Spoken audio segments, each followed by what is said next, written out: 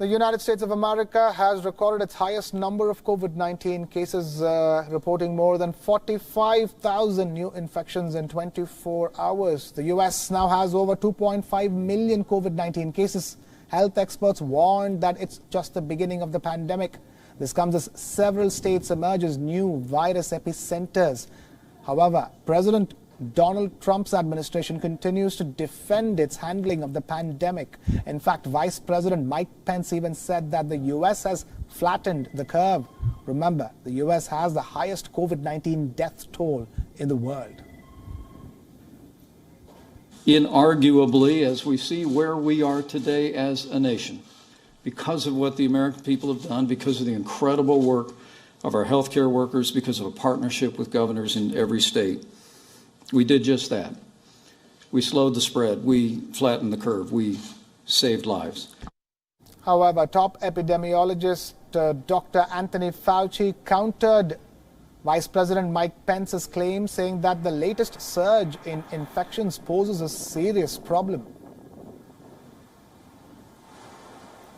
It's very clear from the maps that you saw that there are certain areas in the country, states, towns, cities, regions, that are doing very well, that have followed the guidelines and are opening up in a prudent way that's been effective.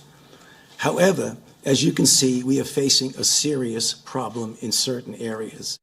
The rise in COVID-19 cases has forced the state of California's governor to urge worst-hit counties to reinstate stay-at-home orders.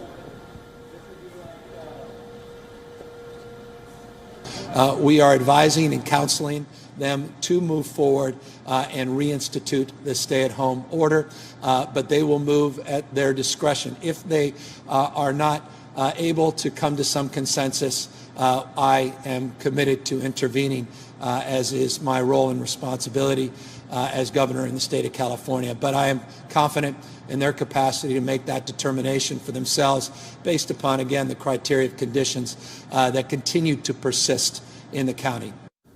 In other states like Texas, restrictions have been imposed, leaving businesses in the lurch. Several businesses who had invested in reopening are now bracing for more losses.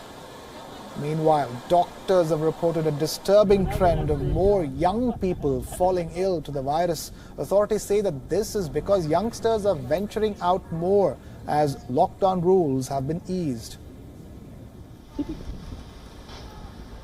I think it's a reflection of a number of things going on.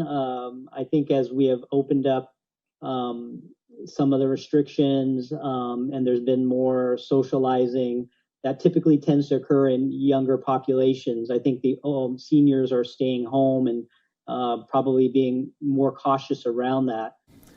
Meanwhile, residents flock to beaches in Florida despite the rise in the number of infections.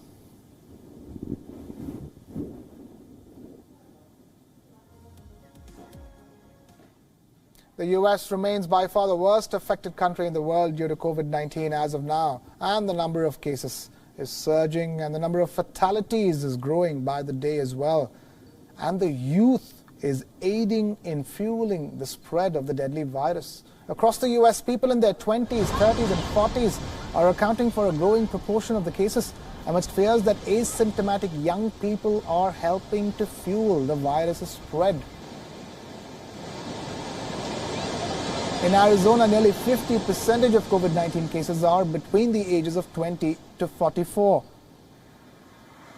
In Florida, which breaks records for new cases nearly every day, the median age of people testing positive for COVID-19 has dropped to 35.